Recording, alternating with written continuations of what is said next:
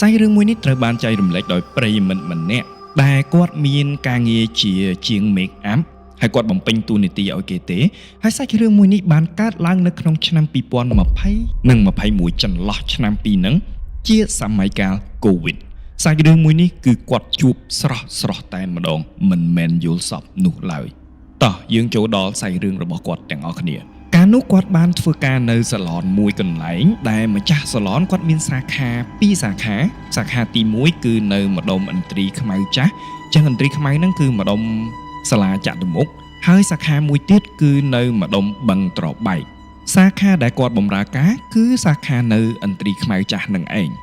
លុះដល់បិទក្រុងពួកគាត់ក៏នៅតែបន្តធ្វើការធម្មតាដែរតែកែរបស់គាត់ក៏គិតថាធ្វើការទៅជាជាងផ្អាកបុគ្គលិកជាជាងអីចឹងទៅណាមួយបុគ្គលិកក៏ត្រូវការប្រាក់ចំណូលអីចឹងទៅក៏មានភ្ញៀវអីលាក់នឹងលាក់ធ្វើអានេះធ្វើអានោះពួកគាត់អត់សុខអីចឹងណាចឹងក្នុងករណីហ្នឹងហើយគាត់ក៏បន្តអាជីវកម្មរបស់គាត់លុះរហូតដល់បិទក្រុងតកែរបស់គាត់ថ្ងៃមួយក៏តេស្តមើលទៅមានអាការៈបង្ហាញថាគាត់មានជំងឺកូវីដដូចមិនទេដូចអញ្ចឹងហើយគាត់ក៏តាំងចិត្តថាតេស្តនៅពេលដែលគាត់តេស្តតកែរបស់គាត់បានឃើញលទ្ធផលវិជ្ជមានថាគាត់ពិតជាមានជំងឺកូវីដហើយដោយសារតែតកែចេញចូលខាងទាំងពីរសាខាគ្រប់ពេលវេលាអញ្ចឹងហើយតកែក៏គាត់មានក្តីបារម្ភដែរថាបើសិនជាគាត់ឆ្លងហើយចឹងមនុស្សនៅក្នុងហ្នឹងគិតម៉េចវាអាចឆ្លងទាំងអស់គ្នាអញ្ចឹងក្នុងករណីនេះហើយនៅពេលដែលលទ្ធផលចេញមកវិជ្ជមានតកែរបស់គាត់ក៏សម្រេចចិត្តបិទសាខាឥន្ទ្រីខ្មៅហើយបើកសាខាតែមួយគត់គឺនៅម្ដុំបឹងត្របែកដោយប្រមូលបុគ្គលិកទាំងអស់មកដាក់នៅកន្លែងបឹងត្របែកនឹងឯងដែលសាខាបឹងត្របែកនេះគឺជាប្រភេទផ្ទះល្វែងដែលមានច្រើនបន្ទប់ចឹងហើយបើសិនជាចតាឡេស័កយើងធ្វើទាំងអស់គ្នាជិះជាងមានម្នាក់គាត់ចតាឡេស័កតែម្នាក់ឯងទៅបុគ្គលិកផ្សេងទៀតអាចឆ្លងពីគាត់ដោយមិនដឹងមូលហេតុឬក៏មិនដឹងពីអាការៈផ្សេងស្រាប់តែគាត់ដើរចេញទៅធ្វើឲ្យជំងឺមួយហ្នឹងវារីកកាន់តែធំទៅអញ្ចឹងនេះគឺជាការទទួលខុសត្រូវរបស់ម្ចាស់អាជីវកម្មមួយនេះដែរក៏ខ្ញុំសូមសរសើរយើងកាត់ចូលមកដល់ក្រោយពីបុគ្គលិកទាំងអស់បានប្រមូលផ្ដុំគ្នានៅឯសាខាបឹងត្របែកនៅពេលនោះគ្រាន់តែចូលដល់ភ្លាមថៅកែហាងគាត់ចាប់ផ្ដើមចែកថ្នាំកូវីដឲ្យម្នាក់រៀងខ្លួនដើម្បីឲ្យពួកគាត់ញ៉ាំត្រៀមតែម្ដងមិនបាច់ពិនិត្យទេគាត់ឆ្លងមួយហើយអញ្ចឹងអ្នកដតីហ្នឹងនៅក្នុងផ្ទះហ្នឹងប្រឹងញ៉ាំថ្នាំតែម្ដងទៅក្រោយពីទទួលបានថ្នាំហើយពួកគាត់ក៏ចាប់ផ្ដើមចែកបន្ទប់គ្នាដើម្បីស្នាក់នៅហើយម្ចាស់សាច់រឿងគាត់បានជ្រើសរើសបន្ទប់ម៉ាស្សានៅក្នុងជាន់មួយនៅក្នុងផ្ទះល្វែងទាំងមូលសម្រាប់សម្រាកម្ចាស់សាច់រឿងនៅពេលដែលបានដើរចូលទៅដល់ក្នុងបន្ទប់ម៉ាស្សាហ្នឹងហើយគាត់បានជ្រើសរើសក្រែម៉ាស្សាហើយគាត់ស្រាប់តែក្រឡេកភ្នែកប៉ះជាមួយនឹងកញ្ចក់ដោយសារតែគាត់ជាប្រិយមិត្តចូលចិត្តស្ដាប់រឿងខ្មោចដែរគាត់ដឹងរឿងតាក់ទិនមួយកញ្ចក់ហ្នឹងច្រើនដែរអញ្ចឹងគាត់ក៏សម្រេចចិត្តថាលើកកញ្ចក់មួយហ្នឹងដែលឆ្លោះជាមួយនឹងក្រែទាំងឡាយហ្នឹងមកដាក់នៅខាងក្រោមក្រែរបស់គាត់បានជ្រើសរើសក្រែមួយដែលគាត់បានថាទល់ជាមួយទ្វារហ្មងគាត់បើកទ្វារចូលមកគឺជាមួយនឹងក្រែនឹងតែម្ដងអញ្ចឹងគាត់បានជ្រើសរើសក្រែមួយនេះដើម្បីគេក្រោយពីជ្រើសរើសនៅក្រែហើយពួកគាត់ក៏ចេះមកជុំគ្នាមកអង្គុយនិយាយគ្នាស្រួលអាហារអញ្ចឹងទៅឡាក់និយាយពីនេះពីនោះនិយាយពីស្ថានភាពនិយាយពីអីអញ្ចឹងមកសម្បកទៅបន្ពួកគាត់ចែកគ្នាចូលទៅគេងបន្ទប់រៀងខ្លួនបញ្ជាក់ថាបន្ទប់របស់គាត់គេងហ្នឹងមិនមែនជាន់ផ្ទាល់ដីទេណាបងប្អូនអាចនិយាយថានៅជាន់ទី1អញ្ចឹងចុះអញ្ចឹងបន្ទប់ដែលគាត់គេងហ្នឹងគឺទល់មុខជាមួយនឹងបន្ទប់របស់បងស្រីថៅកែហាងដោយគាត់មានកូន2នាក់ទៀតគេងនៅជាន់ទី2ហើយនិងជាន់ទី3នៅលើគាត់មួយជាន់យប់ឡើងនៅពេលដែលគាត់ឡើងគេងគាត់គេងមិនទាន់លក់ទេព្រោះវាជាក្រែម៉ាស្សាហើយណាមួយទៀតរៀងប្លែកកន្លែងអញ្ចឹងហើយគាត់ក៏ទាញទូរស័ព្ទរបស់គាត់មកលេងមកចុចមើល social media មកឆាតជាមួយមិត្តភ័ក្តិគាត់ចុចរហូតក្នុងគម្រោងគឺចុចធ្វើម៉េចឲ្យភ្នែករបស់គាត់ទន់ទៅគាត់អស់កម្លាំងទៅគាត់គេងទៅវាឆាប់លក់តែម្ដងវាមិនលែងមានបញ្ហាតាក់ទិនជាមួយនឹងប្លែកកន្លែងអីហើយគាត់កំពុងតែចុចលេងកំពុងតែចុចស្រាប់តែគាត់មានអារម្មណ៍ថាដូចជាមិនស្រួលសោះតែម្ដងដូចជាមិនដឹងទេដូចជាមានអារម្មណ៍ថាខ្លាចភ័យខុសប្រក្រតីដែលមានចម្ងល់មួយក្នុងចិត្តអញ្ចឹងទេបើសិនជាខ្លាចវាគួរតែខ្លាចតាំងពីចូលមកដំបូងហើយអ្វីបានធម្មតាឥឡូវសុកស្រាប់តែមានអារម្មណ៍ថាខ្លាចឬក៏ប្រហែលជាគាត់បិទភ្លើងអស់ទើបបានគាត់ខ្លាច ព្រោះគាត់ជាមនុស្សម្នាក់ដែលតតែបន្ទប់មួយនឹងងងឹតស្លុបតែម្ដងទើបគាត់គេងលក់គិតបែបនេះហើយគាត់ក៏ដើរទៅបើកភ្លើងបន្ទប់ទឹកចោលដោយចំហទ្វារឲ្យនៅមានចន្លោះធ្វើម៉េចឲ្យមានពន្លឺជះមកខាងក្រៅបន្តិចគាត់ក៏ឡើងលើគ្រែវិញគាត់នៅបន្តចុចទូរស័ព្ទរបស់គាត់ប្រហែលជា1ម៉ោងក្រោយមក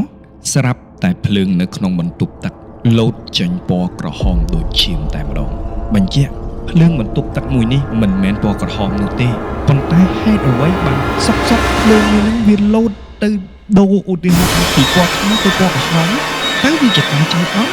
វាជាការឆ្លងច្រឡំបែបណាច្រឡំភ្លើងលោតបែបណាដែលមិនស្រួលដែលធ្វើឲ្យអំពូលមួយនឹងផ្លាស់ប្ដូរទៅពណ៌ក្រហមឬក៏បែបណាគាត់មិនដឹង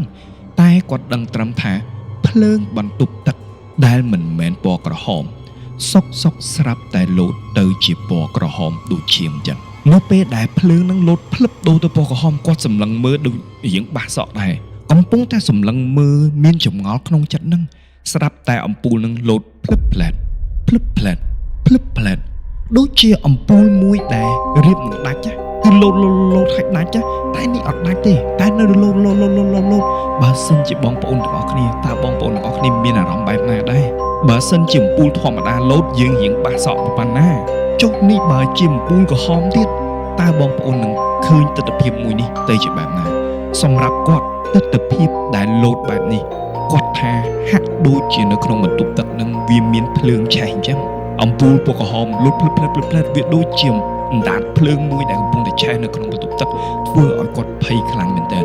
គាត់ភ័យខ្លាំងណាស់គាត់ក៏ស្ទុះដើរទៅបិទភ្លើងវិញហើយគាត់បើកម្ដងទៀតតែ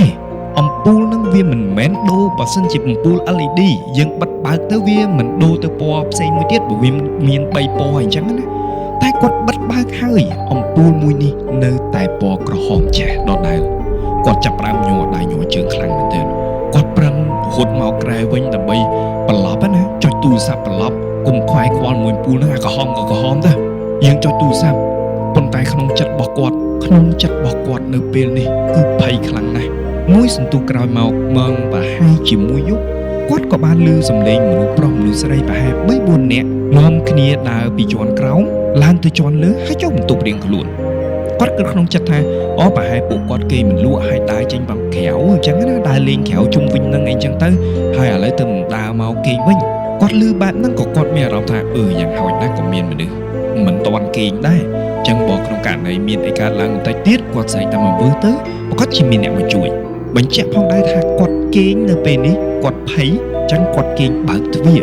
អញ្ចឹងនៅពេលដែលគាត់គេងនេះគឺគាត់ឃើញទស្សនវិជ្ជាខាងក្រៅទាំងអស់ណោះបងប្អូនប្រហែល1ម៉ោងក្រោយមកទៀតគេងមិនទាន់លក់ភ្នែករបស់គាត់បានដៀងប៉ះជាមួយនឹងអ្វីម្យ៉ាងនៅខាងក្រៅជាស្រមោលនៅពេលដែលគាត់សម្លឹងទៅខាងក្រៅអ្វីដែលគាត់បានឃើញមនុស្សស្រីម្នាក់ស្លៀករូបខ្មៅផិនភាកដូចថៅកែគាត់ខ្លាំងមែនទែនតែស្លៀករូបខ្មៅពីលើចុះដល់ក្រោមកំពុងតែដើរចុះចន្ទាពីជាន់ខាងលើមកដល់ជាន់របស់គាត់ទាស់ត្រង់ចំណុចមួយនៅពេលដែលបុគ្គលម្នាក់នេះដើរគឺត្រង់ភ្លឹងតែម្ដងមិនមានគំរើកខ្លួនសូម្បីតែបន្តិចដូចដែលបងប្អូនបានដឹងហើយថានៅពេលដែលយើងចុះចន្ទាយ៉ាងហោចណាស់ក៏វាអាឡែកដែរជារឿងធម្មតាតែនេះវាដូចជាសភាពមួយដែលសម្រូតចុះចដាបងប្អូនដូចល្អិលចុះមកអញ្ចឹងដូចមានជាចដាយន្តណាគឺត្រង់ភ្លឹងតែម្ដងវាខុសប្រក្រតីដែលគាត់ឆ្ងល់ចាក់ទេមុខដូចតកែយើងហើយដូចតកែមនុស្សតាហេតុអ្វីបានចុះមកសម្រូតខ្លួនក៏ស្រួលល្អមកម៉េះចុះម្ដងមួយកម្មមិនកំរើកខ្លួនតលតែសោះរហូតដល់ជាន់របស់គាត់ស្រាប់តែមនុស្សស្រីនោះដើរបុកជញ្ជាំងហើយបាត់ជើងតែម្ដងតើនេះជាអ្វីដងនេះអ្វីដែលគាត់បានឃើញច្បាស់ 100% ថានៅក្នុងផ្ទះមួយនេះមិនធម្មតានោះឡើយហើយគាត់កាន់តែភ័យខ្លាំងមែនទែនលើកទី1ហើយនៅក្នុងជីវិតរបស់គាត់ដែលគាត់បានឃើញខ្មោចលងស្រស់ហើយពិតស្ដែងនៅនឹងភ្នែករបស់គាត់ហើយគាត់ច្បាស់ក្នុងចិត្តថានេះមិនមែនជាសុបិននោះឡើយពេលនេះគឺគាត់ភ័យមែនទែនគាត់មិនដឹងថាចង់ងើបពីគ្រែគាត់មិនដឹងថាចុចទូរស័ព្ទគាត់មិនដឹងថាធ្វើអ្វីគាត់រត់ស្រែកតើអ្វីទៅដែលគាត់ចង់ធ្វើឲ្យពិតប្រាកដគាត់ចាប់ដើមញ័រដៃញ័រជើងដូចថាញ័រភ័យដូចសត្វត្រូវទឹកអញ្ចឹងគឺភ័យខ្លាំងមែនទែនខ ក្នុងចិត្តរបស់គាត់បន់ឲ្យធ្វើមិនឲ្យតែភ្លឺឲ្យលឿនអានសុំតកែទៅបន្ទប់របស់គាត់វិញណាបានឲ្យចេញពីផ្ទះហ្នឹងឲ្យទៅរកកន្លែងរបស់គាត់នៅវិញកំពុងតែភ័យស្រាប់តែគាត់ឮសំឡេងមនុស្សបោកខោអាវអារបៀបដុសច្រាស់គូខ្វាក់ជាមួយនឹងកៅអៅចេញពីបង្គន់នៅជាន់ទី2ដំបូងគាត់គិតថាចេះតិចក្មួយបោះតកែកំពុងបោកកៅអៅអាកំពុងភ័យផងអាចិត្តមួយពងឆ្ងល់ទៀតថាទេឲ្យម៉ោងស្មាននេះហើយមិនក៏មិនដេកមិនក៏នៅបោកកៅអៅទៀតចាប់ផ្ដើមមានចម្ងល់កាន់តែច្រើនទៅថាតើនៅក្នុងស្ថានភាពមួយនេះគាត់កំពុងតែជួបអ្វីពិតប្រាកដហេតុអ្វីបានជាគាត់មិនរងចាំយូរម៉ោងប្រហែលជាម៉ោង4ចិត្តភ្លឺទ្រាំលែងបានចិត្តគឺខ្លាចដោយសារតែចិត្តគាត់នៅពេលនេះគឺគាត់ខ្លាចខ្លាំងមែនទែនគាត់ប្រាប់ខ្លួនឯងថាចេះដាច់ខាតត្រូវតែចេញមិនថាយប់មិនថាថ្ងៃមិនថាយ៉ាងម៉េចទេគឺខ្ញុំត្រូវតែចេញនៅពេលនេះតែម្ដងគាត់ប្រមូលស្មារតីទាំងអស់ហើយគាត់បានចុចរកលេខរបស់តកែរបស់គាត់ដើម្បីសុំគាត់ចេញឲ្យគេបើកសោឲ្យណាតែខលហើយខលទៀតទេហើយទេទៀតទេចង់20ដងអត់មានអ្នកណាលើកទូរស័ព្ទទាល់តែសោះតែចិត្តមួយក៏ឆ្ងល់ដែរយប់ស្មាននេះគឺស្ងាត់ជ្រាបតែម្ដងបើគាត់ខលទៅតកែរបស់គាត់យ៉ាងហោចណាស់ក៏ទូរស័ព្ទរបស់តកែគាត់លឺសូរដែរត្រូវទេតែទូរស័ព្ទរបស់តកែគាត់អត់រោឲ្យគាត់បានលឺឬក៏គាត់ដាក់ញាស់គាត់ព្យាយាមខលហើយខលទៀតនៅតែមិនមានចម្លើយទាល់តែសោះគាត់ដាច់ចិត្តឡើងទៅជាន់ទី3ជាបន្ទប់របស់តកែរបស់គាត់ហើយគោះទ្វារនៅពេលដែលគាត់ឡើងទៅដល់គាត់គោះទ្វារយ៉ាងណាក៏ដោយតកែរបស់គាត់មិនបើកទ្វារទាល់តែសោះតែនៅមុខបន្ទប់តកែរបស់គាត់មានអារម្មណ៍ថាត្រជាក់មែនទែនមិនមែនជាចំហាយត្រជាក់ម៉ាស៊ីនត្រជាក់ដែលភាយចេញពីជើងទេណាតែនៅមុខបន្ទប់នឹងបរិយាកាសគឺជាសម្ពាធទាបដែលត្រជាក់ធ្វើឲ្យគាត់ព្រឺឆ្អឹងខ្នងគាត់ថានៅពេលដែលគាត់គោះនឹងត្រជាក់អីតែគាត់មានអារម្មណ៍ថាដូចមានមនុស្ស2-3នាក់មកឈរជិតគាត់អញ្ចឹងធ្វើឲ្យគាត់ភ័យខ្លាំងមែនទែនធ្វើឲ្យគាត់មានអារម្មណ៍មិនធម្មតាទាល់តែសោះ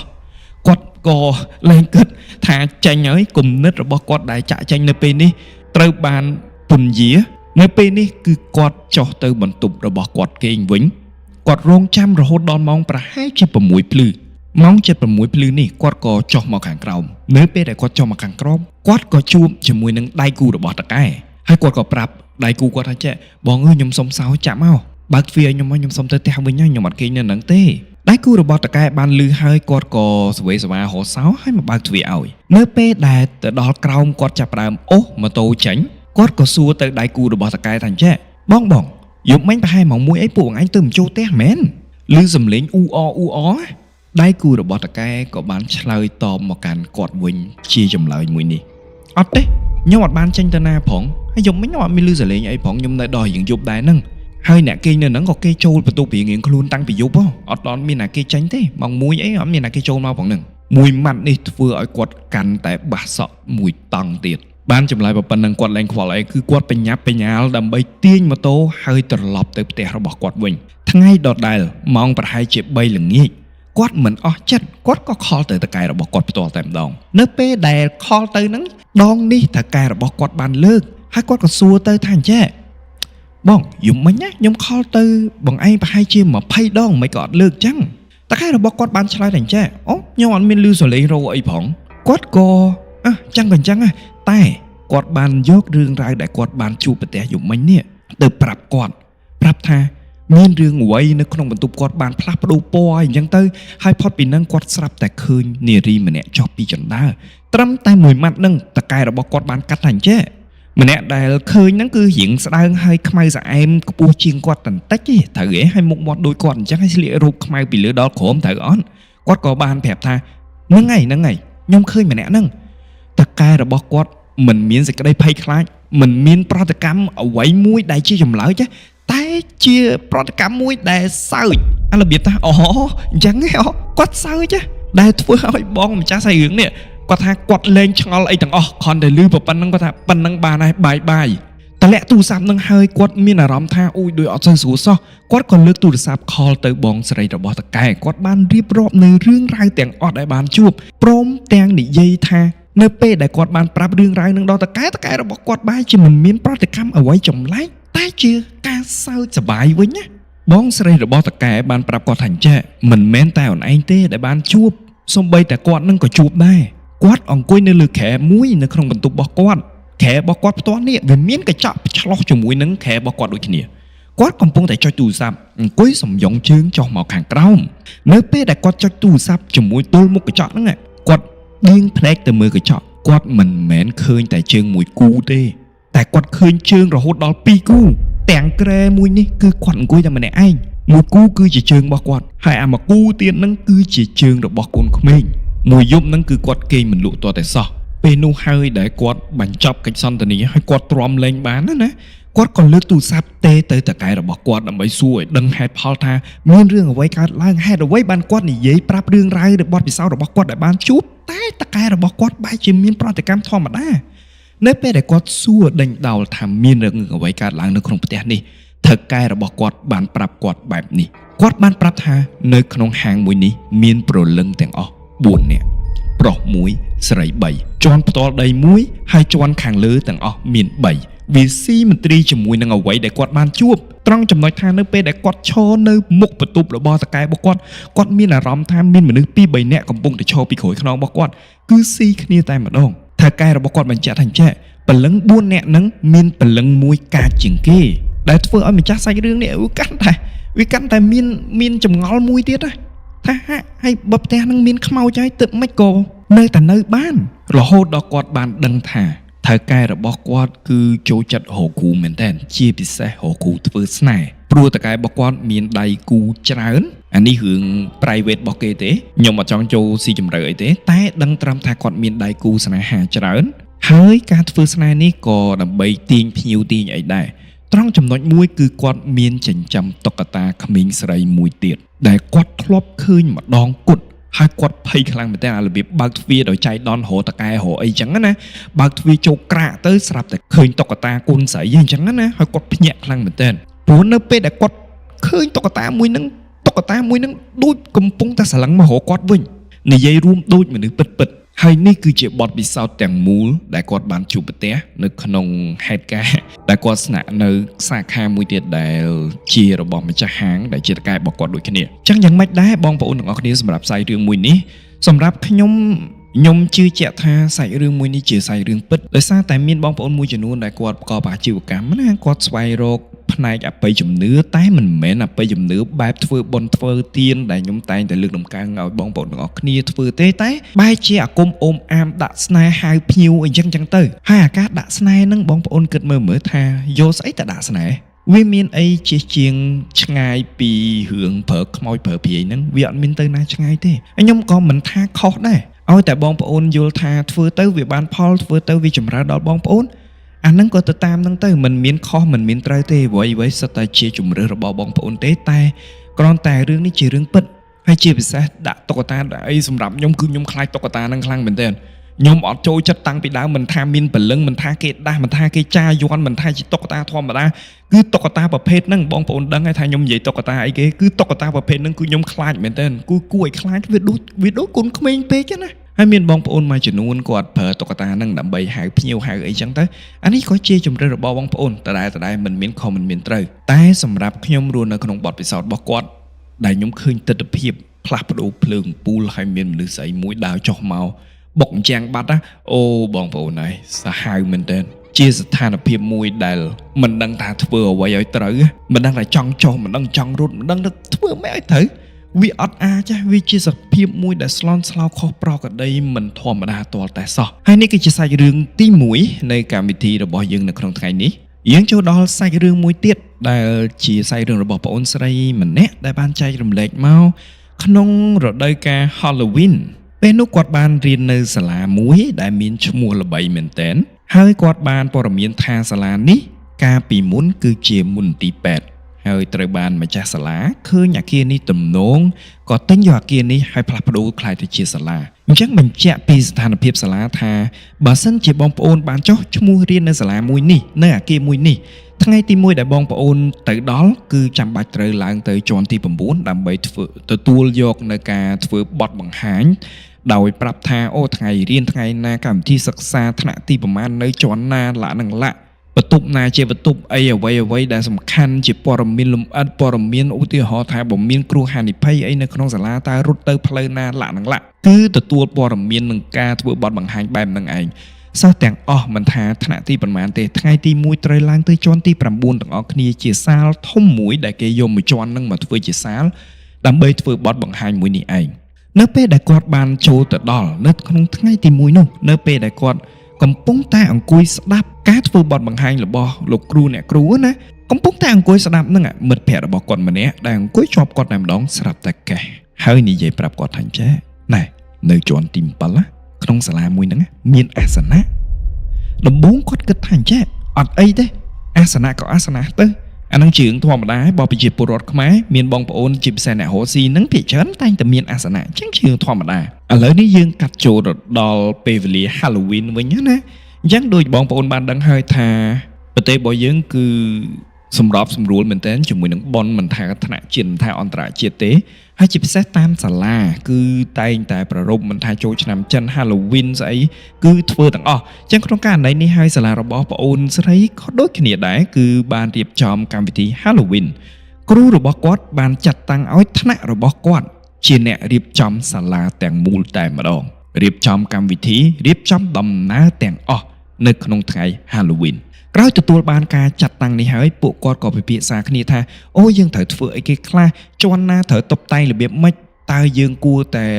បង្ហាញបរិយាកាសបែបណាគួរឲ្យខ្លាចបែបណាលក្ខនឹងលក្ខតើអ្នកណាគួរតែធ្វើអីមានការងារអីគេខ្លះក្រោយបានរៀបចំពិភាក្សាគ្នាហើយអស់ហើយចែកនៅការងាររបស់បុគ្គលម្នាក់ៗរៀងខ្លួនហើយអស់ហើយក្នុងគោលដៅតែមួយគត់គឺធ្វើយ៉ាងណាឲ្យការលេងកម្សាន្ត Halloween សម្រាប់សិស្សសានុសិស្សក្នុងសាលាទាំងមូលទទួលបានភាពភ័យភាពរន្ធត់ហើយទទួលបានអារម្មណ៍ពិតៗដែលវាសបញ្ជាក់អំពីស្នាដៃរបស់គាត់ដែរថាអ្នកថ្នាក់ខ្ញុំឃើញទេរៀបចំ Halloween ហ្នឹងឲ្យល្អអញ្ចឹងឆ្នាំក្រោយណាគេទទួលបន្ទុកហ្នឹងចាំធ្វើម៉េចឲ្យបានល្អដោយពួកខ្ញុំរបៀបអញ្ចឹងហ្នឹងឯងក្រោយពីចាត់តាំងគ្នាហើយអស់ហើយពួកគាត់ក៏សម្រេចចិត្តថាជាន់ទី4ពួកគាត់នឹងធ្វើជាផ្ទះខ្មោចដោយគាត់យកថង់ពណ៌ខ្មៅមកបិទប្អួចមកបិទវេរ៉ង់ដាមកបិទអីទាំងអស់កន្លែងណាដែលមានពន្លឺចូលគឺយកថង់ពណ៌ខ្មៅមកបិទទាំងស្រុងតែម្ដងធ្វើឲ្យបន្ទប់ទាំងមូលធ្វើឲ្យជាន់ទាំងមូលងងឹតស្លុបហើយបន្ថែមពីលើនេះទៀតក្នុងគម្រោងរបស់គាត់គឺនឹងបើកម៉ាស៊ីនត្រជាក់ឲ្យត្រជាក់បំផុតអញ្ចឹងអ្នកណាក៏ដោយឲ្យតែឡើងដល់ជាន់ទី4មានខ្មោចឬមិនមានខ្មោចគឺស្រាវតែម្ដងអញ្ចឹងពួកគាត់បានសស្រាក់ស្រាំគ្នាមែនទែនក្នុងការធ្វើក្នុងការរៀបចំដោយគាត់កំណត់យកជាន់ទី4នេះមិនត្រឹមតែជាតែខ្មោចទេតែគាត់បានប្រើប្រាស់បន្ទប់មួយធ្វើជាការិយាល័យដែលសិស្សទាំងអស់ដែលទទួលបន្ទុកទាំងអស់ហ្នឹងគឺនៅក្នុងបន្ទប់ហ្នឹងមិនថាជាគ្រូមិនថាជាសិស្សនៅក្នុងតែបន្ទប់ហ្នឹងមួយអគារហ្នឹងមានតែបន្ទប់ហ្នឹងទេនៅជាន់ទី4ដែលមានមនុស្សធ្វើការបញ្ជាក់កំពុងតែធ្វើការស្រាប់តែគាត់ឮសំឡេងគ្រកក្រាក់ជាសំឡេងដៃទ្វាររបៀបថាចាក់សោហើយមានណាគេចង់បើកទ្វារចឹងឮសំឡេងគ្រកក្រាក់គឺសំឡេងមួយនេះហើយដែលជាបន្ទប់បន្លឺចេញពីបន្ទប់ដែលនៅជាប់បន្ទប់របស់គាត់ឮសំឡេងហ្នឹងហើយគាត់បានងើបមកមើលថាមានណាគេលេងសើចអីហ្នឹងប៉ុន្តែសមាជិករបស់គាត់គឺនៅក្នុងបន្ទប់ហ្នឹងទាំងអស់មិនមានបាត់សូម្បីតែម្នាក់អញ្ចឹងតើអ្នកណាគេទៅដែលទំនេរទៅលេងជាមួយនឹងដៃទ្វារគាត់បានស្ទុះទៅមើលតែមិនមានមនុស្សតតែសោះនៅពេលដែលគាត់ស្ទុះទៅមើលសំឡេងមួយនោះក៏បាត់ដូចគ្នាដែរឮបែបនេះហើយមិត្តភ័ក្តិរបស់គាត់ចាប់ផ្ដើមមើលមុខគ្នាហើយដូចមានអារម្មណ៍ថាដូចអត់ស្រួលសោះតែម្ដងដូចមានអារម្មណ៍ថាខុសប្រក្រតីចឹងហើយគាត់ក៏សម្រេចចិត្តថានឹងរៀបចំសំណែនយកមកឲ្យធូបឲ្យចំកណ្ដាលផ្លូវដើរចូលនឹងតែម្ដង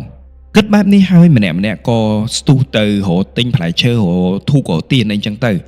ក្រោយរៀបចំហើយកំឡុងពេលដែលឲ្យធូបបរិយាកាសទាំងអស់គឺមានសភាពស្ងប់ស្ងាត់សូន្យឈឹងពួកគាត់រៀបចំសែនហើយក៏ដើរចូលបន្ទប់ហើយធ្វើការរបស់គាត់បន្តទៀតបញ្ជាក់ពួកគាត់អត់បានបិទទ្វារបន្ទប់របស់គាត់ទេដងនេះកំពុងតែធ្វើការម្ចាស់សាច់រឿងបានចោលភ្នែកទៅមើលផ្លូវដើរណានៅម្ដុំអាកន្លែងសែនហ្នឹងណាស្រាប់តែគាត់បានឃើញភ្លើងអ្វីម្យ៉ាងវាភ្លឹបផ្លែតផ្លុងនៅចំពីលើតុកន្លែងសំណែនមួយហ្នឹងតែគាត់ច្បាស់មែនទែនអ្វីដែលគាត់បានឃើញមិនមែនជាភ្លើងធូបនោះទេក៏មិនមែនជាអំពូលដែរព្រោះគាត់បានបិទភ្លើងទាំងអស់ហើយគាត់បានយកថង់ទៅបិទជិតទាំងអស់ហើយអញ្ចឹងមិនមួយជាន់នេះគឺមិនមានពន្លឺណាបានជះចូលនោះទេគឺមិនមានទាល់តែសោះ ហេតុអ្វីបានសុកមានភ្លើងផ្លុងនៅលើតុនឹងអញ្ចឹងហាក់ដូចជាភ្លើងមួយនឹងកំពុងតែសំកាំងនៅលើតុនឹងធ្វើអ្វីម្យ៉ាងគាត់ឃើញបែបនេះគឺគាត់រក្សាភាពស្ងប់ស្ងាត់មិននិយាយអ្វីទាំងអស់ទៅកាន់អ្នកណាទាំងអស់ធ្វើការបានបន្តិចពួកគាត់ក៏បបួលគ្នាទៅញ៉ាំអីនៅក្នុងបន្ទប់មួយទៀតជាជាងប៉ះពាល់កុំឲ្យបន្លាមហូបអាហារទៅលើរបស់អីវ៉ាន់ដែលគាត់រៀបចំណាចឹងគាត់យកបន្ទប់មួយទៀតដើម្បីញ៉ាំអីកំពុងតែអង្គុយញ៉ាំអីនេះមិត្តភ័ក្តិរបស់គាត់2នាក់បានបបួលគ្នាទៅក្រៅដើម្បីទិញទឹកញ៉ាំឬក៏ទិញអីវ៉ាន់អីបន្ថែមនៅពេលដែល2នាក់គាត់នឹងត្រឡប់មកវិញមិនមែនដើរចូលធម្មតាតែរត់ទៅហេបទៅហប់ហើយទឹកមុខរបស់ពួកគាត់ស្លេកស្លាំងខ្លាំងមែនទែនម្ចាស់សាច់រឿងបានសួរថាអញ្ចេះណែហើយកើតអីមុខស្លេកស្លាំងអញ្ចឹងឲ្យដើរធម្មតាទៅវិថីចាំបាច់រត់មកអញ្ចឹងមិត្តភ័ក្តិរបស់គាត់ទាំង2នាក់បានឆ្លើយប្រាប់ថាពួកគាត់បានឃើញស្រមោលមនុស្សសស្ទង់នៅឈរមុខចន្ទាយន្តទាំងមួយជាន់នេះមិនមានអ្នកណាទាល់តែសោះក្រៅពីពួកគាត់ឃើញបែបនេះហើយមើលមុខមិនច្បាស់បើសិនជាមនុស្សយើងមើលមកគឺយើងដឹងថាមនុស្សហើយតែវាជាស្រមោលសស្ទង់នៅឈរមុខចន្ទាយន្តគាត់ឃើញបែបនេះហើយទើបបានពួកគាត់ភ័យមែនតើហើយរត់ស្ទុះមកចូលក្នុងបន្ទប់នឹងឯងម្នាក់ទទួលបានដំណឹងហ្នឹងហើយចាប់ផ្ដើមមានកើតកូនចិត្តមួយអាភ័យខ្លាចក៏ភ័យខ្លាចតែក៏គិតក្នុងចិត្តណាយើងនៅជុំគ្នាណាវាមិនអីទេពួកគាត់ញ៉ាំអីហើយក៏ចូលទៅធ្វើការធម្មតានៅពេលដែលគាត់ដើរចូលទៅក្នុងបន្ទប់ធ្វើការហ្នឹងម្ចាស់សាច់រឿងបានប្រាប់ថាមុននឹងបើកភ្លើងគាត់បានឃើញស្រមោលស្ទង់ជាស្រមោលមនុស្សកំពុងតែអង្គុយនៅខាងក្រោយបន្ទប់តែម្ដងគាត់ច្បាស់ថាជាស្រមោលមនុស្សអង្គុយទាស់ត្រង់ថានៅពេលដែលគាត់ចុចបើកភ្លើងស្រមោលមួយនោះស្រាប់តែបាត់វិញតែម្ដងគាត់សាកបិទភ្លើងវិញស្រមោលមួយនោះក៏លែងបង្ហាញខ្លួនទៀតគឺគាត់ឃើញតែម្ដងហ្នឹងហេតុអ្វីមិនគាត់បើកភ្លើងឲ្យបិទវិញគាត់គិតថាក្រែងលោផ្លាតស្រមោលស្អីចូលមកដែលធ្វើឲ្យរូបរាងជាមនុស្សប៉ុន្តែអ្វីដែលគាត់បានឃើញមិញហ្នឹងគឺជាស្រមោលមនុស្សហើយគាត់បើកភ្លើងមកអត់ឃើញគាត់បិទភ្លើងវិញគឺសភាពធម្មតាអាស្រមោលមនុស្សមិញហ្នឹងគឺបាត់ទៅហើយមួយថ្ងៃពេញរាប់ពីពេលនោះមកពួកគាត់ធ្វើការគឺបាត់អីវ៉ាន់រហូតអារបៀបថាច្បាស់ថាកៅមានប្រមាណកំប៉ុងកំពុងធ្វើការបាត់កៅមកកំប៉ុងបាត់កៅពីកំប៉ុងកំពុងធ្វើការបាត់កត្រៃកំពុងធ្វើការខ្វះកដាស់ទាំងពួកគាត់បានរៀបចំហើយគឺគ្រប់គ្រាន់តែម្ដងមិនបាច់ចេញទៅទិញអីទៀតទេគាត់ទិញមកលើសទៀតតែគឺបាត់រហូតខ្វះរហូតឥឡូវនេះយើងកាត់ចូលមកដល់ថ្ងៃ Halloween វិញតែម្ដងតើមានរឿងរ៉ាវអ្វីកើតឡើងសាច់រឿងរបស់គាត់នេះគឺអញ្ចេះគម្រោងរបស់គាត់នៅក្នុងជាន់ទី4ដើម្បីធ្វើឲ្យសិស្សានុសិស្សហ្នឹងទទួលអារម្មណ៍បានពិតអញ្ចឹងហើយគាត់បានរៀបចំរបៀបថាល្បែងមួយដើម្បីឲ្យអ្នកចូលរួមនឹងបានលេងដោយគាត់ចាត់តាំងឲ្យក្រុមការងាររបស់គាត់គ្រប់គ្នាតែងខ្លួនធ្វើខ្មោចអីចឹងទៅហើយចូលទៅតាមទីតាំងបន្ទប់រៀងខ្លួនដោយមានបន្ទប់មួយមិនមានមនុស្សនោះឡើយគាត់ទុកបន្ទប់មួយហ្នឹងទៅនេឧទាហរណ៍ថាបន្ទប់មួយហ្នឹងគឺ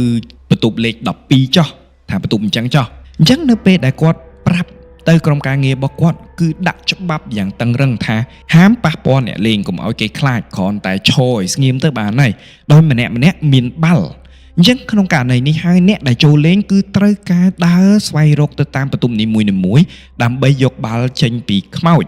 អញ្ចឹងក្នុងករណីនេះហើយរបៀបថាដើរទៅឃើញក្រុមការងាររបស់គាត់នឹងហុចបាល់មួយឲ្យចាត់ទុកថាជាបេសកកម្មមួយនៅក្នុងការលេងល្បែងមួយនឹងបញ្ជាក់បន្ទប់លេខ12គឺមិនមានអ្នកណានៅក្នុងនឹងនោះឡើយហើយច្បាប់គឺតឹងរឹងមែនតើបញ្ជាក់ទៀតគឺហាមប៉ះពាល់ខ្លួនអ្នកលេងពេលដែលបានដឹងហើយពេលដែលព្រមព្រៀងគ្នាហើយអស់ហើយម្នាក់ក៏ចូលទៅកាន់ទីតាំងរៀងខ្លួនពេលដែលចាប់ផ្ដើមបើកសម្ពោធកម្មវិធីក៏មានសិស្សចាប់ផ្ដើមចូលលេងជាលក្ខណៈក្រុមចាប់ពី2អ្នកឡើងទៅម្ដងមួយក្រុមអីចឹងទៅដោយម្ចាស់សាច់រឿងគឺគាត់ដូចអ្នកហែកសបុតអីចឹងណាឈរនៅខ្លោងទ្វារដោយហុចទៀនមួយទៀនអគ្គិសនីដាក់ថ្មហ្នឹងតែឲ្យទៅអ្នកចូលលេងដើម្បីកាន់ទៀនមួយហ្នឹងដើរចូលទៅរកកូនបាល់ទាំងអស់ហ្នឹង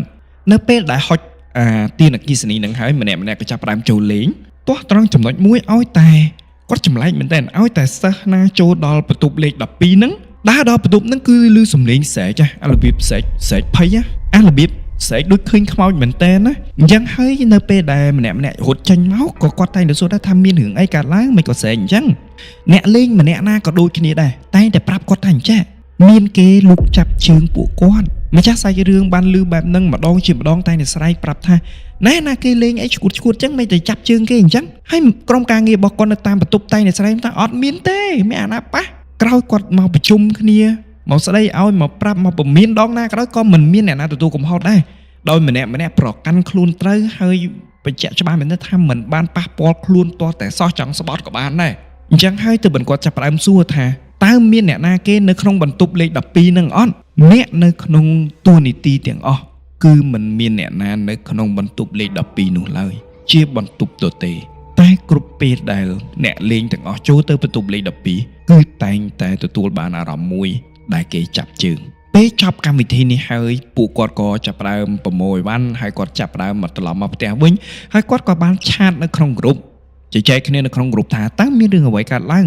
មិត្តភ័ក្តិរបស់គាត់2នាក់ដែលបានមកដល់មុនគេបង្អស់មកសាលាហ្នឹងណាបានឆ្លើយតបនៅក្នុងឆាតហ្នឹងប្រាប់តែអញ្ចឹងពេលដែលពួកគាត់មកដល់ពេលហ្នឹងសាលាអត់ទាន់បើកទេគឺពួកគាត់មកដល់មុនគេដើម្បីរៀបចំមើលការងារនៅពេលដែលគាត់សុំសន្តិសុខចូលគាត់ដើរទៅតាមជាន់មកដល់ជាន់ទី4នេះស្រាប់តែគាត់ឃើញស្រមោលមនុស្សស្លៀកក្រហមមួយឈុតពីលើដោះក្រោមតែរត់ពីជាន់ទី5ទៅជាន់ទី3គឺលឿនមែនតើលឿនគួរតែនិយាយថាបើសិនជាគាត់នៅជាន់ទី4បើមនុស្សរត់ចុះពីចរាក្រោយក៏ត្រូវតែឃើញមនុស្សរត់ដែរតែនេះគឺជាលបឿនមួយដែលមិនធម្មតាគឺឈប់ពីជាន់ទី5ដល់ជាន់ទី3បាត់ហើយបាត់តែម្ដងវាលឿនជាងអ្វីដែលមនុស្សអាចធ្វើបានពួកគាត់ឃើញហើយតែ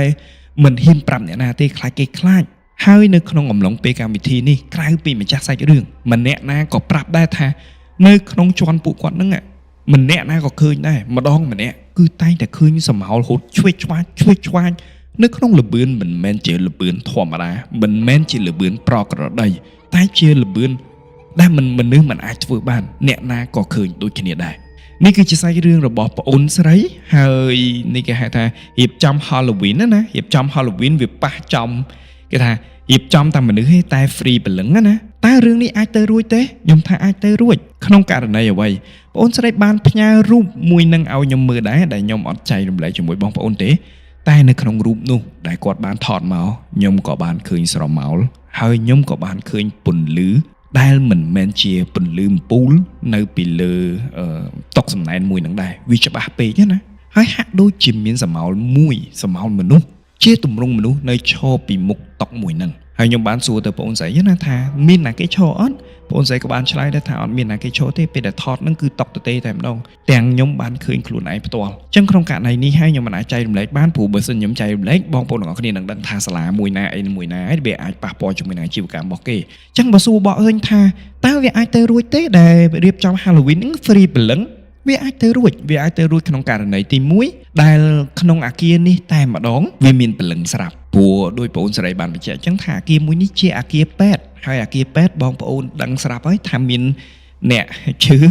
មានអ្នកឈឺនឹងជឿងផ្សេងមានអ្នកស្លាប់ក៏ជឿងធម្មតាដែរដែលធ្វើឲ្យអាគារទាំងមូលវាពោពេញទៅដោយថាមពលអវិជ្ជមានអញ្ចឹងបើមានព្រលឹងវាជារឿងធម្មតាណាស់ហើយនៅពេលដែលរៀបចំ Halloween យើងខំប្រឹងតុបតែងខ្មៅយើងខំប្រឹងតុបតែងខ្មោចអារបស់អស់នឹងបើយើងនិយាយពីក្បួនហុងស៊ុយណាសិតតែ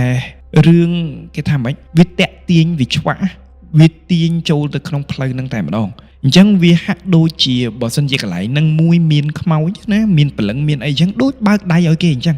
ដូចគ្នាអញ្ចឹងពួកអី Halloween គឺជាថ្ងៃរបស់គេហើយជាថ្ងៃដែលឋាននរករបស់គេបើកព្រលឹងឲ្យឡើងមកលើអញ្ចឹងមិនថាជាសាសនាស្អីទេតែបើចំជាថ្ងៃរបស់ខ្មោចហើយប្រកាសចង់ខ្មោចប្រកាសជាលេងវិញហើយចឹងក្នុងករណីគឺនេះក៏អាចទៅរួចដែរចឹងយ៉ាងម៉េចដែរបងប្អូនទាំងអស់គ្នាសម្រាប់សាច់រឿង Halloween ឥឡូវនេះយើងចូលដល់សាច់រឿងមួយទៀតជាសាច់រឿងចុងបញ្ចប់នៅក្នុងកម្មវិធីនេះរឿងមួយនេះត្រូវបានចែករំលែកដោយប្អូនស្រីម្នាក់ដែលគាត់ជាអ្នកខេត្តពោធិ៍សាត់រឿងមួយនេះបានកើតឡើងនៅក្នុងឆ្នាំ2023នៅពេលនោះគាត់បានរៀននៅសាលាមួយដែលគាត់អត់បញ្ចេញឈ្មោះទេតែសាលាមួយហ្នឹងគឺមានកន្លែងឲ្យសិស្សស្នាក់នៅមានអគារមួយឲ្យសិស្សស្នាក់នៅសាលាមួយនេះហើយដែលគាត់រៀនហ្នឹងរឿងហេតុមួយនេះដែលបានចែករំលែកមកកាន់ខ្ញុំហើយខ្ញុំមកនឹងរៀបរាប់ទៅប្រាប់បងប្អូនរឿងហេតុមួយនេះធ្វើឲ្យគាត់សម្រេចចិត្តថាឈប់រៀននៅសាលានឹងជាដាច់ខាតតើមានរឿងរ៉ាវអ្វីខ្លះបានកើតឡើងចំពោះគាត់តើបើសិនជាបងប្អូនទាំងអស់គ្នាតើបងប្អូនទាំងអស់គ្នានឹងធ្វើបែបណាតោះយើងចូលទៅដល់រឿងរ៉ាវរបស់គាត់ទាំងអស់គ្នាគាត់បានប្រាប់ថាអាគាររបស់គាត់ស្នាក់នៅ គឺជាអាគារកម្ពស់ពី3ជាន់អញ្ចឹងទៅដោយគាត់ខ្លួនឯងគឺស្ថិតនៅក្នុងជាន់ទី2ដោយនៅក្នុងបន្ទប់ហ្នឹងគាត់មានមិត្តភ័ក្តិរបស់គាត់របៀបបាំងបែតរបៀបខែ2ជាន់ត្រួតពីលើគ្នាមាន2ខែអីចឹងទៅអញ្ចឹងនៅក្នុងបន្ទប់មួយនេះមិនមែនគាត់គេងតែម្នាក់ឯងទេហើយនៅក្រោយបន្ទប់របស់គាត់បើសិនជាគាត់បើកប្អួយមកគឺគាត់ឃើញហ្មងណាគឺមានផ្ទះក្បឿងមួយបន្ទប់គាត់គឺ 100% គឺមើលឃើញច្បាស់ហ្មងពេញគេថាពេញ view ហ្មងណាគឺមានផ្ទះក្បឿងមួយខ្នងគាត់ចូលរៀនហើយគាត់បានស្នាក់នៅក្នុងអាគារមួយនេះរយៈពេល2ថ្ងៃក៏មានករណីអត្តឃាតមួយបានកើតឡើងដោយម្ចាស់ផ្ទះដែលស្ថិតនៅចំជាផ្ទះក្បឿងដែលស្ថិតនៅចំអាគារក្រោយរបស់គាត់ហ្នឹងណាដែលគាត់បើកទ្វារមកពេញ view ហ្នឹងណាគឺបានធ្វើអត្តឃាតដោយការចងកជាមនុស្សស្រីម្នាក់ចាប់ផ្ដើមផ្អើលឈូឆហើយគាត់អត់មានទៅឈូឆអីជាមួយគេទេព្រោះដោយសារតែគាត់ឮសំឡេងមកគាត់ស្ទុះទៅបើកប្អួយដើម្បីមើលនៅពេលដែលគាត់បើកប្អួយមើលនេះគាត់ឃើញសាកសពមនុស្សស្រីនោះចងកគឺពេញភ្នែកតែម្ដងគឺគួរនិយាយថាម៉េចទៅអានេះដូចទិញសម្បត្តិ VIP ចូលអង្គុយមើលអញ្ចឹងណាគឺជួមុខដែលឃើញច្បាស់តែម្ដងដែលហើមហើយមិនដឹងថាស្លាប់ប៉ុន្មានថ្ងៃហើយនោះទេដោយគាត់ឃើញច្បាស់ថាសពមួយនោះមុខឡើងខៀវខ្លួនប្រាណអីហើមអស់បាត់ទៅហើយក្លិនស្អុយជះចេញមកខាងក្រៅមកត្រឹមបើកប្អួយហ្នឹងគឺ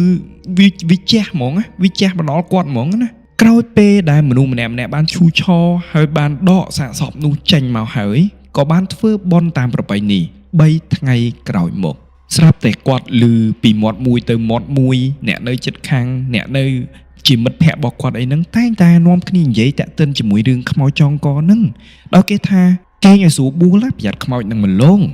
អ្នកខ្លះក៏ថាអ្នកជិតខាងហ្នឹងតែងតែឮជារៀងរាល់យប់រាប់តាំងពីធ្វើបន់មកមិនដែលខានមួយថ្ងៃទេគឺតែងតែឮខ្មោចចងកហ្នឹងដើរសួរទៅតាមផ្ទះគៀកហ្នឹងណារបៀបថាអញ្ចឹងមិនអត់ដែរមកលេងផ្ទះខ្ញុំទៀតអញ្ចឹងហើយយប់ខ្លះក៏មានឮសំឡេងយំស្រែកឆ្លោះគ្នាខ្លាំងបោកចានបោកឆ្នាំងពេញនៅក្នុងផ្ទះនឹងទាំងនៅក្នុងផ្ទះនេះមិនមានមនុស្សទាល់តែសោះជាផ្ទះដែលបិទចោលហើយពួកម្ចាស់ផ្ទះបានស្លាប់ឯហ្នឹងអញ្ចឹងមិនក៏ឮសំឡេងអញ្ចឹងហើយសំឡេងនោះគឺជាសំឡេងរបស់អ្នកស្លាប់ហ្នឹងទោះត្រង់ថា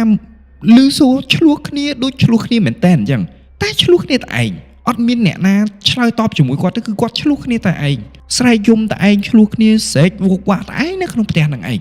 រាប់ពេលនោះមកម្នាក់លែងហ៊ាននិយាយតាក់ទិនជាមួយនឹងរឿងរបស់ម្នាក់ស្រីដែលចងកនឹងទៀតហើយរំលងពីពេលនោះប្រហែលជា2ថ្ងៃម៉ោងប្រហែលជា2ថ្ងៃត្រង់ដូចគ្នាម៉ោង2ថ្ងៃត្រង់រំលង2ថ្ងៃម្ចាស់សាច់រឿងកំពុងតែរៀននេះស្រាប់តែមានអារម្មណ៍ថាដូចអត់ស្រួលខ្លួនសោះដូចមានអារម្មណ៍ថាថេះ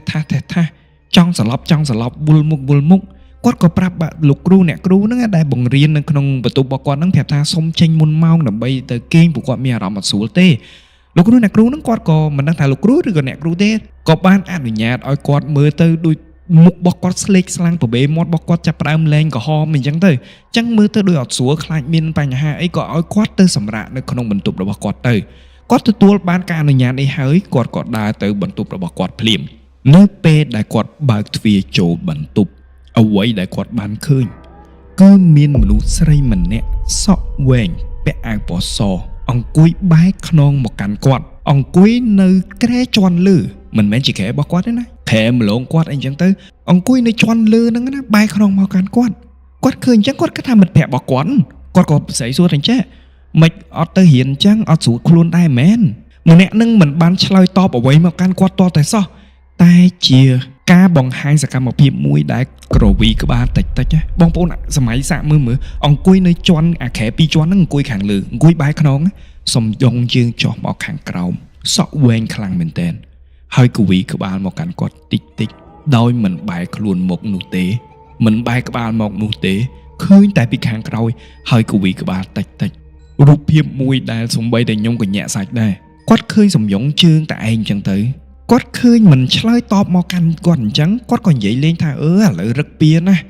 សួរអីមិនឆ្លើយតបទៅសោះគាត់និយាយបែបលេងសើចហ្នឹងហើយគាត់ក៏ដើរតម្រង់ទៅក្រែរបស់គាត់ដើម្បីគេងគាត់ឡើងទៅដល់ក្រែគេងគាត់គេងមិនទាន់លក់ទេអារបៀបថាស្ទើរលក់ស្ទើរនៅអារបៀបអាលីវស្រាប់តែម្នាក់ស្រីមួយនោះស្ទុះពីជាន់លើមកសង្កត់គាត់ជាប់តែម្ដងគាត់រើខ្លួនមិនរួចទាល់តែសោះគាត់ខំបើកភ្នែកមើលព្រិលអ្វីដែលគាត់ឃើញ 100% ច្បាស់មែនទែន មុខរបស់ម្នាក់ស្រីនោះគឺជាសាកសពដែលចងកនៅពីក្រោយផ្ទះរបស់គាត់នឹងឯងគាត់ឃើញច្បាស់អញ្ចឹងគាត់ដឹងថាខ្មោចលងហើយគាត់ខំរើយូរណាស់រើមិនក៏រើអត់រួចរហូតដល់កណ្ដាក់មួយដែលគាត់ដាច់ប៉ោះឈឹងតែម្ដងមិនដឹងថាគាត់ដេកលក់ឬគាត់ស្លាប់បាត់នៅពេលដែលគាត់ដឹងខ្លួនមកវិញគឺគាត់នៅមន្ទីរពេទ្យបាត់ទៅហើយមានមិត្តភ័ក្តិរបស់គាត់ម្នាក់គឺអង្គុយនៅជិតគាត់មិត្តភ័ក្តិរបស់គាត់ក្រោយឃើញម្ចាស់សាច់រឿងបានដឹងខ្លួននេះក៏និយាយថាកើតអីមិនក៏ស្លាប់អញ្ចឹងឯងនេះឃើញមុខមិត្តភ័ក្តិឯងនឹងស្លេកក៏អត់ស្រួលក៏សុំគ្រូមកមើលមកខៃលោមានរឿងអីមានណាគ្រាន់តែដើរចូលភ្លាមស្រាប់តែឃើញមិត្តភ័ក្តិឯងនឹងស្លាប់ហើយបកាច់តែម្នាក់ឯងក៏ស្ទុះឆោឡោរគេរឯងនឹងដឹកយកមកដល់ពេទ្យក្រោយសម្រាប់ពេទ្យបានធូរស្បើយហើយពួកគាត់បានត្រឡប់មកកាន់បន្ទប់របស់គាត់វិញម្នាក់គេងលក់អស់ហើយទាស់នៅយប់មួយនោះយប់ទី1ដែលគាត់មកដល់ម៉ោងប្រហែលជា12យប់ហើយម្នាក់គេងលក់អស់អាលីងតែម្ដងនៅសល់តែគាត់ម្នាក់ឯងគេងមិនលក់នោះទេព្រោះទិដ្ឋភាពដែលគាត់បានឃើញនារីម្នាក់ជាសាកសពនោះមកស្កត់គាត់នេះវានៅរស់រវើកវានៅដិតដាមនៅឡើយនៅពេលដែលគាត់កំពុងតែសង្ងំគេហ្នឹងស្រាប់តែគាត់ឮសំឡេងគេនិយាយគ្នាអ៊ូតែគាត់ស្ដាប់មិនបានថាកំពុងនិយាយអីផុតពីហ្នឹងគាត់ឮសំឡេងរបៀបថាតម្លាក់បិចនៅលើអត់នៅលើក្តារអញ្ចឹងឮទឹកលើដំបងនៅចុងជើងខាងស្ដាំបន្ទាប់មកនៅលើចុងជើងខាងឆ្វេងផុតពីហ្នឹងមកគៀកទៅជាខាងស្ដាំហើយទៅជាខាងឆ្វេងគាត់ដឹងច្បាស់មែនទែននៅក្នុងចិត្តគាត់ថាមានរឿងអ្វីកើតឡើងចំពោះគាត់នៅពេលនេះច្បាស់ណាស់ប្រកាសជាខ្មោចលងហើយគាត់មិនហ៊ានបើកភ្នែកនោះទេសកម្មភាពរបស់គាត់គឺគាត់យកដៃរបស់គាត់នេះទៅទាញយកភួយដែលគ្របពាក់កណ្ដាលខ្លួននឹងមកគ្របមុខតិចជាសកម្មភាពយឺតមែនតើជាសកម្មភាពមួយដែលខ្លាចហើយរបៀបថាអត់ហ៊ានកម្រើកលឿនទេអាចិត្តនឹងចង់កម្រើកលឿនតែខ្លាចខ្មោចដឹងណាគឺទស្សនវិជ្ជាមួយនឹងឯងក្រោយពីគាត់បានគ្របមុខគាត់ចិត្តនឹងហើយគាត់ប្រឹងសង្ងំបែកញើសឡើងជោគអាសំលេងបិចនឹងវានៅតែលោតមើលខាងឆ្វេងនៅខាងស្ដាំតិចរបស់គាត់គឺលោតពេញតិចតែម្ដងគាត់មិនហ៊ានគេងនោះឡើយមិនបានប៉ុន្មានសំឡេងមួយនោះក៏ស្ងាត់បាត់ទៅគាត់ទ្រាំប្រឈរភ្នែករហូតដល់ព្រឹកលុះព្រឹកឡើងគាត់បានសួរទៅមិត្តភ័ក្តិរបស់គាត់ថាយប់មិញមានណាគេនិយាយអ៊ូអីអត់ម្នាក់ឆ្លើយថាអត់ទេហើយចូលយប់មិញមានណាគេងើបធ្វើការអីធ្លាក់បិចអត់ម្នាក់នៅតែបកែកថាអត់មានអ្នកណាងើបទេគឺម្នាក់គេងលក់អស់ហើយត្រឹមតែប៉ុណ្្នេះវាបញ្ជាក់ច្បាស់ណាស់ថារឿងអ្វីទៅដែលបានកើតឡើងចំពោះគាត់ត្រឹមបានដំណឹងមួយនេះគាត់បានទេទៅតាក់ទងជាមួយនឹងម្នាក់ផ្ទះរបស់គាត់ឲ្យមកទទួលគាត់ទៅផ្ទះវិញឥឡូវនេះក្រោយទៅដល់ផ្ទះគាត់បានស្រោចទឹកកាត់គ្រោះចាញ់ហើយចាប់ពីពេលនោះមកគឺគាត់ឈប់ទៅរៀននៅសាលានឹងទៀតហើយសម្រាប់អ្នកដែលស្ដាប់មើលទៅដូចជាធម្មតាតែសម្រាប់ខ្ញុំដែលឃើញទស្សនវិជ្ជាមួយនេះនៅក្នុងកែវភ្នែករបស់ខ្ញុំរឿងនេះមិនធម្មតានោះទេសម្រាប់គាត់វិញគឺប្រាប់ថាគាត់ភ័យឡើងចង់ជ្រុះសក់ហើយរឿងមួយនេះគឺចាប់ត្រឹមតែប៉ុណ្្នឹងយ៉ាងម៉េចដែរបងប្អូនទាំងអស់គ្នាសម្រាប់សាច់រឿងមួយនេះតើមានរឿងអ្វីកើតឡើងចំពោះទស្សនវិជ្ជាទាំងមូលហេតុអ្វីបានខ្មោចមួយហ្នឹងមកលងគាត់ចឹងក្នុងករណីនេះវាអាចមានរឿងច្រើនមែនទែនមិនដឹងថាខ្មោចនៅក្នុងអាគារហ្នឹងបន្លំខ្លួនធ្វើខ្មោចមនុស្សស្រីហ្នឹងឬក៏យ៉ាងម៉េចប៉ុន្តែវាអាចថាដោយសារតែម្នាក់ហ្នឹងធ្វើអត្តឃាតដែលគាត់បានឃើញ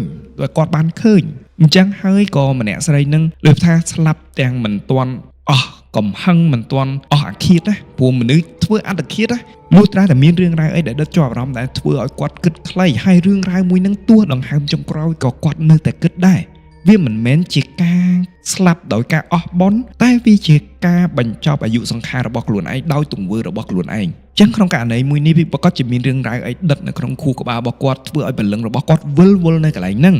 ក្នុងករណីនេះដែរដោយសារតែប្អូនស្រីប្រហែលជាពេលនោះជាអូនដាក់ជាងគេណានៅក្នុងអាគារទាំងមូលទៅបិណ្ឌខ្មោចស្រីនឹងមកលេងក៏អាចថានៅពេលដែលឈូឆរនឹងគាត់បើកទ្វារទៅវាប្រទះភ្នែកជាមួយនឹងសាកសពមួយនឹងដែលធ្វើឲ្យសាកសពមួយនឹងតាមអានេះដូចជាក់ស្ដែងដូចគេថាអញ្ចឹងបើសិនជាបងប្អូនបានឃើញរឿងរ៉ាវតាមផ្លូវដែលជាហេតុខ្មោចតៃហោងណាគួរនិយាយថាដង្ហើមចុងក្រោយឧទាហរណ៍ថាបងប្អូនបានឃើញគ្រោះថ្នាក់ចរាចរណ៍ចៃដន្យអីដែលបងប្អូនកលេចភ្នែកប៉ះជាមួយភ្នែកឬក៏ឃើញសាកសពមួយនឹងនៅដង្ហើមចុងក្រោយបងប្អូនជាអ្នកប្រទះឃើញភាគរយខ្ពស់មែនតើពលឹងម្នាក់នឹងតាមបងប្អូនសួរថាហេតុអ្វីខ្ញុំក៏អត់ដឹងដែរតែអានឹងជារឿងធម្មតាដែលអាចកើតឡើងបានចឹងសួរថាហេតុអ្វីបានអ្នកចិត្តខាងនៅតែលឺសូរឆ្លោះគ្នានៅសូរអីចឹងទៅរឿងរ៉ាវទាំងអស់នេះដែលបណ្ដាលឲ្យស្លាប់គឺភាគរយច្រើនមែនទែនដែលដើមហេតុនៃការធ្វើអត្តឃាតគឺដោយសារជាការឆ្លោះគ្នានោះឯង មិនដឹងថាឆ្លោះគ្នាជាមួយមិត្តភ័ក្តិមិនដឹងថាឆ្លោះគ្នាជាមួយនឹងសង្សារឬក៏គ្រួសារទេតែរឿងហេតុមួយនឹងហើយដែលធ្វើឲ្យម្នាក់នឹងស្លាប់យ៉ាងហេតុអ្វីបានខ្ញុំហ៊ានអះអាងបែបហ្នឹងបងប្អូនត្រូវចាំថាការធ្វើអត្តឃាតរបស់ខ្លួនឯងមិនមែនធ្វើអត្តឃាតហើយក៏រួចផុតទេអត់ទេអ្នកដែលធ្វើអត្តឃាតខ្លួនឯងត្រូវរស់នៅក្នុងស្ថានភាពបែបនេះដដែលជាដដែលទៅតាមអំណាចបាបរបស់ខ្លួនឯងឧទាហរណ៍ថាសកម្មភាពមួយនេះធ្វើឲ្យម្នាក់នឹងជាប់បាបឬក៏ជាប់ទោសរយៈពេល30ឆ្នាំអញ្ចឹង30ឆ្នាំរយៈពេល30ឆ្នាំនៅម៉ោងនឹងពេលនឹងម្នាក់នឹងព្រលឹងមួយនឹងរស់នៅក្នុងស្ថានភាពមួយនឹងដដែលជាដដែលជាដដែលឧទាហរណ៍ថាម្នាក់នឹងរឿងហេតុមួយនឹងកើតឡើងនៅម៉ោង2ហើយម្នាក់នឹងស្លាប់នៅម៉ោង2 10នាទីឧទាហរណ៍តែអញ្ចឹងរាល់ថ្ងៃម៉ោង2ទៅម៉ោង2 10នាទីនឹងម្នាក់នឹងត្រូវរស់នៅក្នុងស្ថានភាពនឹងដដែលមុនម៉ោងនឹងម្នាក់នឹងអាចដើរហើរនៅកន្លែងនេះកន្លែងនោះទៅអឺតកន្លែងនេះនៅក្នុងផ្ទះរបស់ខ្លួនឯងលាក់នឹងឡាក់អីចឹងទៅប៉ុន្តែនៅពេលដល់ម៉ោង2គឺព្រលឹងមួយនឹងទាញទៅរស់នៅក្នុងស្ថានភាពឆ្លោះគ្នាហើយចងកឆ្លោះគ្នាហើយឆ្លងកចងកម្ដងហើយជាម្ដងមួយថ្ងៃហើយជាមួយថ្ងៃរយៈពេល30ឆ្នាំទៅតាមអំពើបាបទៅតាមការកាត់សេចក្តីរបស់ខ្លួនឯងទើបម្នាក់នឹងអាចរួចផុតពីទរណកម្មមួយនេះចឹងក្នុងករណីនេះហើយលឺសូតែ30ឆ្នាំសួរខ្ញុំថាអូអញ្ចឹងតែ30ឆ្នាំទេអត់ទេអានេះគ្រាន់តែជាឧទាហរណ៍តួលេខទេ30ឆ្នាំអ្នកខ្លះអាច100ឆ្នាំ200ឆ្នាំ1000ឆ្នាំអញ្ចឹងទៅដែលត្រូវរស់នៅដដែលជាដដែលហើយបំណាច់ថាព្រលឹងមួយនេះស្លាប់ដោយសារចងកហើយភាគរយខ្ពស់ជាតិក្រោយមួយទៀតគាត់ត្រូវតែស្លាប់ដោយសារចងករហូតដល់ជើងគាត់ដល់ដីអានេះតាមទំនៀមទម្លាប់ណាជើងគាត់ដល់ដីទៅបានគាត់លែងចងកម្ដងទៀតអញ្ចឹងក្នុងករណីនេះហើយទៅបានបងប្អូនទាំងអស់គ្នាពិចារណាមែនទែនកុំគិតថាសេចក្តីស្លាប់អាចរួចផុតបានអ្វីដែលបងប្អូនបានជួបប្រទះគឺជាអំពើគេថាគឺជាកម្មរបស់បងប្អូននោះទេកម្មទង្វើល្អឬអាក្រក់វាហុចផលឲ្យមិនថាពេលខ្លះបងប្អូនមួយចំនួនគាត់គិតថាហេតុអ្វីបានរឿងរ៉ាវរបស់ខ្ញុំនៅក្នុងជីវិតនេះក៏ជូរចត់មកម្លេះខ្ញុំមិនដែលបានធ្វើបាបអ្នកណានោះទេច្បាស់ហើយនៅក្នុងជាតិនេះបងប្អូនមិនបានធ្វើបាបអ្នកណានោះទេប៉ុន្តែការពិជាតិណាមួយនោះដែលបងប្អូនបានធ្វើហើយវាទៅតែហុចផលឲ្យនៅក្នុងជាតិនេះអញ្ចឹងជីវិតរបស់យើងវារស់នៅដោយសារតែកម្មនេះឯងការធ្វើល្អនិងការធ្វើអាក្រក់ហុចផលឲ្យរៀងខ្លួនអញ្ចឹងសង្ឃឹមថាបងប្អូនរឿងរ៉ាវអាក្រក់ដែលបានកើតឡើងចំពោះបងប្អូនកុំគិតថាវាជារឿងរ៉ាវអាក្រក់ហើយមិនបាច់សួរដេញហេតុផលទេថាហេតុអីបានអញ្ចឹងរឿងរ៉ាវទាំងអស់កើតឡើងសុទ្ធតែមានមូលហេតុវាមិនដែលសុកគេមកវាយយើងទេវាសុទ្ធតែមានមូលហេតុហើយអញ្ចឹងក្នុងករណីនេះហើយសូមបងប្អូនរស់នៅទៅកុំចង់បញ្ចប់សកម្មភាពទាំងឡាយដោយជំរើសមួយគឺការធ្វើអត្តឃាតខ្ញុំមិនគាំទ្រមិនថាជាស្នេហាមិនថាជាអ្វីនោះទេបងប្អូនកុំគិតខ្លីឲ្យសោះបងប្អូនកុំគិតថាសេចក្តីស្លាប់ជាដំណោះស្រាយនេះគឺជាឧទាហរណ៍មួយឲ្យបងប្អូនគិតយល់មែនតើបើសិនជាបងប្អូនស្រឡាញ់គ្នាសង្សារផិតក្បត់អីលោតទឹកសម្រាប់ខ្លួនថ្ងៃស្អែកឡើងបងប្អូននឹងលោតទឹករហូតដល់បងប្អូនផុតកម្មមួយហ្នឹងអញ្ចឹងបងប្អូនត្រូវឆ្លក់ទឹកស្លាប់របៀបម៉េចគឺរបៀបអញ្ចឹងរហូតដល់បងប្អូនផុតកម្មតើនេះជាចម្លើយនេះគឺជាវិធីដោះស្រាយរបស់បងប្អូនឬក៏ធ្វើបាបខ្លួនឯងកាន់តែខ្លាំងអញ្ចឹងហើយសូមបងប្អូនមេត្តាទទួលយកថាអ្វីកើតឡើងសុទ្ធសឹងតែមានហេតុផលទទួលយកហើយដើរទៅមុខទៀតទៅមករស់នៅក្នុងជីវិតវាមិនដែលភ្លៀងរហូតទេវាគង់តែរាំងទេហើយក៏វាមិនរាំងរហូតដែរវាគង់តែភ្លៀងទេវាគឺជាវាវដ្តសង្សារដែលបងប្អូនគួរតែយល់ហើយនឹងទទួលស្គាល់អញ្ចឹងអ្វីដែលបងប្អូនអាចធ្វើបានគឺមានតែបុណ្យព្យាយាមកសាងបុណ្យព្យាយាមធ្វើល្អព្យាយាមគិតល្អព្យាយាមគិតវិជ្ជមានទទួលយកនៅរឿងរ៉ាវទាំងអស់ដែលបានកើតឡើងមិនថារឿងរ៉ាវប៉ុណ្ណាទេបងប្អូនត្រូវចាំថារឿងរ៉ាវទាំងអស់កើតឡើងសុទ្ធតែមានហេតុជាវិបាកនៃកម្មអរគុណមែនទែនសម្រាប់ការតាមដាននៅអេពីសូតមួយនេះហើយអរគុណមែនទែនសម្រាប់ការគាំទ្រកម្មវិធីជាអ្វីបើសិនជាបងប្អូនជាប្រិយមិត្តថ្មីសូមកុំភ្លេចចុច Subscribe កុំភ្លេចដាក់សញ្ញាកណ្ដឹងសម្រាប់បងប្អូនជាប្រិយមិត្តស្មោះស្ម័គ្រអរគុណមែនទែនសម្រាប់ការចែករំលែកនៅវិភាគទានរបស់បងប្អូនមកកាន់ QR នៅរបស់កម្មវិធីជាអ្វីហើយអរគុណមែនទែនសម្រាប់ការគាំទ្រនំប៉័ងហោះតាំងពីដើមរហូតមកដល់ពេលនេះនំប៉័ងហោះគឺជានំប៉័ង brand កូនខ្មែរដែលពួកយើងធ្វើគ្រឿងផ្សំទាំងអស់ដោយខ្លួនឯងបើសិនជាបងប្អូនមានកម្មវិធីអាចតាក់ទងដាក់នៅក្នុងជាប្រភេទ catering ដាក់នៅក្នុងកម្មវិធីរបស់បងប្អូនដើម្បីបម្រើជូនទៅអតិថិជនរបស់បងប្អូនភ្ញៀវកិត្តិយសរបស់បងប្អូនក្នុងការផ្ដល់នៅឲ្យជារសថ្មីមួយទៀតឲ្យវាប្លែកពីកម្មវិធីអ្នកដទៃសូមកុំភ្លេចនំប៉័ងហោះហើយអរគុណមែនទែនសម្រាប់ការគាំទ្រនំប៉័ងហោះតាំងពីដើមរហូតដល់ពេលនេះការគាំទ្រនំប៉័ងហោះដូចជាការគាំទ្រមកកាន់រូបខ្ញុំបាទផ្ទាល់ដូចគ្នា ខណៈពេលនេះខ្ញុំបាទសូមជូនពរឲ្យបងប្អូនទាំងគ្នាជួបតែរឿងរ៉ាវល្អៗជួបតែអ្នកស្រឡាញ់រាប់អានធ្វើអ្វីក៏ដោយនៅក្នុងឆ្នាំនេះរាប់ពីពេលនេះតទៅជួបតែរឿងជោគជ័យស្គាល់តែរឿងវិជ្ជមានជួបតែអ្នកយកអាសាគ្រប់ភារកិច្ចអរគុណសូមជម្រាបលាយើងជួបគ្នានៅអេពីសូតក្រោយទៀត